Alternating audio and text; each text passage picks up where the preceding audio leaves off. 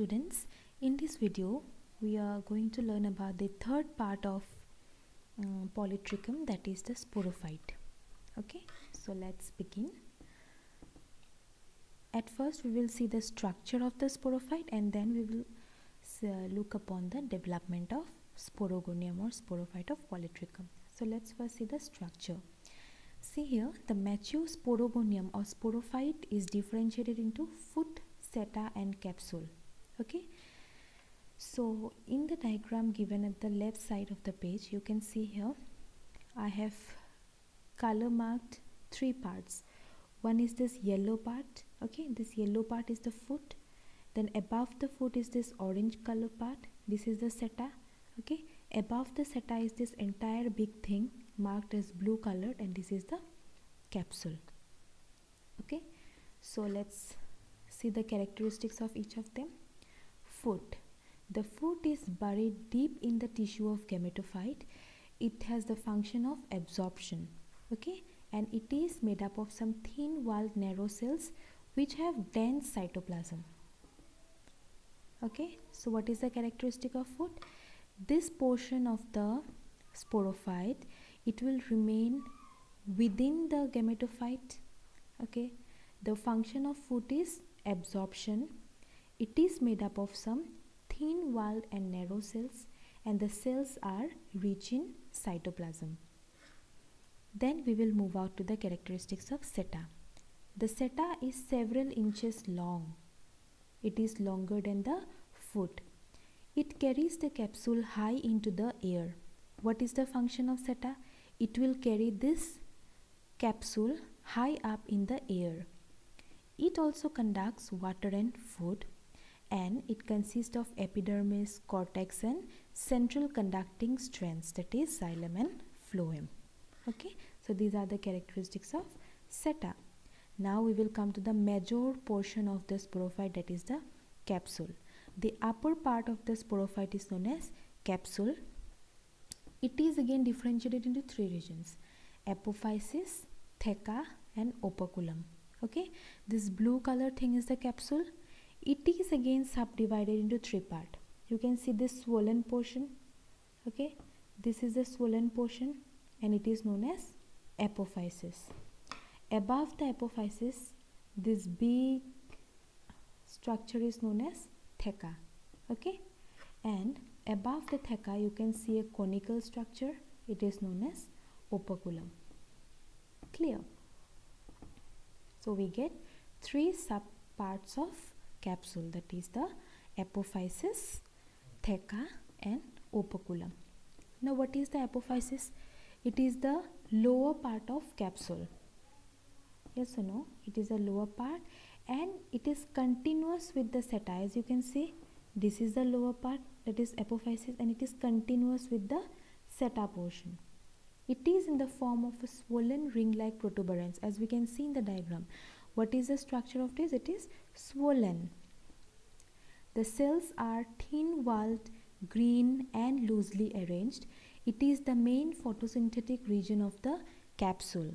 So apophysis is the main photosynthetic region of the entire capsule. Okay, now we will see the middle portion, which is the theca.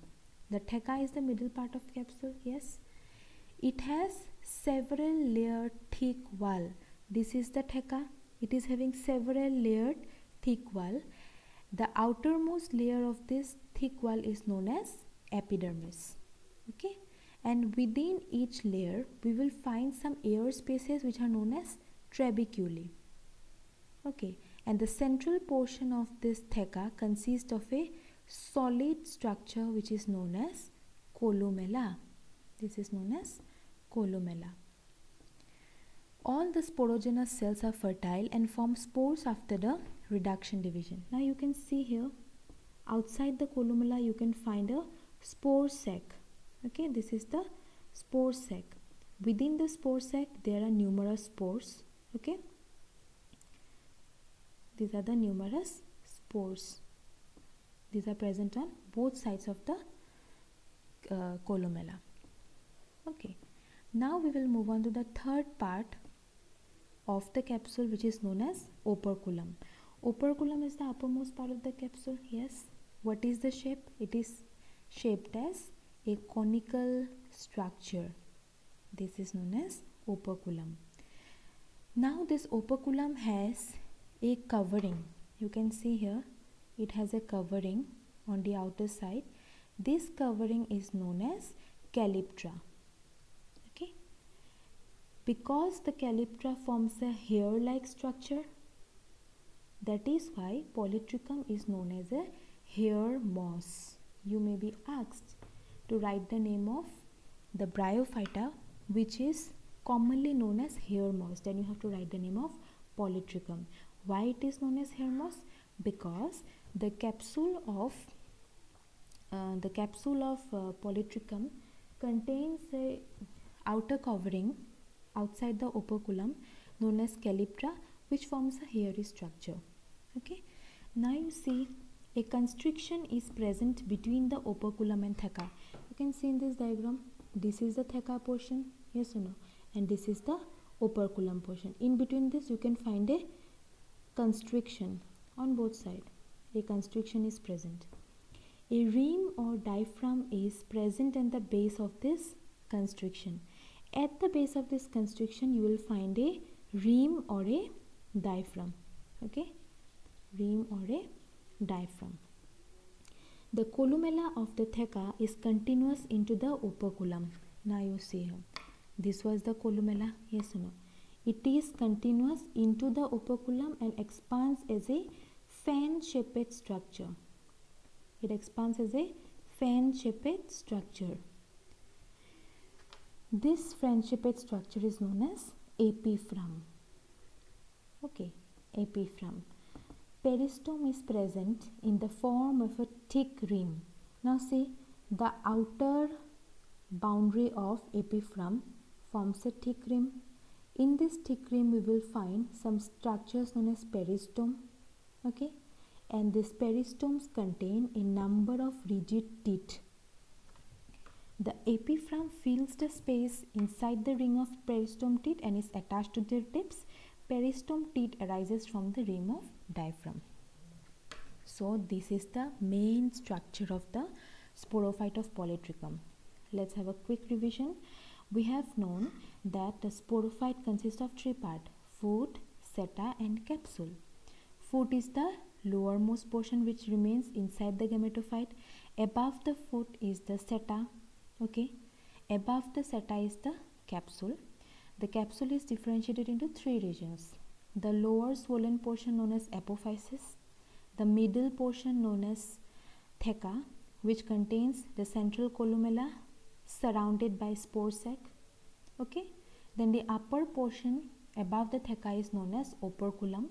Operculum is surrounded by a covering known as calyptra, and between the operculum and theca we find a constriction, and in this constriction we find a structure known as rim or diaphragm.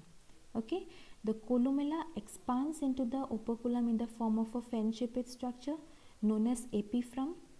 Okay, the boundary of the epiphragm is known as, it will be forming a thick rim and it is known as peristome. The peristome contains a number of rigid teeth. So these are the structures you have to know. And one more important thing you must remember is that between the several layered thick wall of the theca we find some spatial air spaces known as trabeculae. Okay, now we will move on to the development of sporophyte. How does this sporophyte develop? Now what happens, we got one zygote, right? This zygote will undergo a transverse division and it will form two cells. The upper one is known as epibasal cell, okay, and the lower one is known as hypobasal cell. Now what will this epibasal cell give rise to? The epibasal region forms the upper portion of seta and capsule, and the hypobasal region forms the foot and lower part of the seta. Now you see this diagram here. The lowermost portion is the foot. So the foot and lower portion of the seta will be formed by the hypobasal region, and the upper part of the seta and the entire capsule will be formed by the apibasal region. AP means up and hypo means down. Okay, in that way you can remember the structures it developed later. Now what will happen? The apibasal cell will divide to form the young embryo. Okay, the young embryo is cylindrical in structure. It is completely surrounded by calyptra. Cells of the embryo again divide to form epithecium and the endothecium region. Okay, suppose this was the embryo. Okay, it is surrounded by a calyptra, and this embryo is divided into two regions, epithecium and endothecium. The endothecium will form the columella and the spore sac. You can see here the blue color marked structures will be formed by endothecium. What it will form? The inner part, that is the columella and the spore sac. What will this epithecium form? The epithecium will give rise to the spongy tissues and epidermis of apophysis. So epithecium will give rise to the apophysis mainly, but it will also form the outer wall of the capsule wall, outer wall of the theca, that is the capsule wall. Okay, so mainly in this part you have to remember that there is a zygote. The zygote divides transversely and form two cells. The upper one is known as epibasal and the lower one is known as hypobasal. The epibasal cell will form the foot and lower part of the seta, and the hypobasal will form the foot and lower part of the seta, and the epibasal will form the upper portion of the seta and the capsule. Then the main role is played by this epibasal region only, because the epibasal region will divide to form a young embryo. Okay, the young embryo will be cylindrical in shape. It will be completely covered by calyptra. Now the epibasal cell, the cells of the embryo will divide to form an endothecium and epithecium. Endothecium will form columella and spore sac. Okay, but the epithecium will form the apophysis and the capsule wall. Okay, so this was about the structure and development of sporophyte in Polytrichum. Now what will happen? Spores are formed within the capsule. It is formed inside the spore sac of the capsule, and they must now be liberated. So we will go on to the next topic known as dispersal of spores.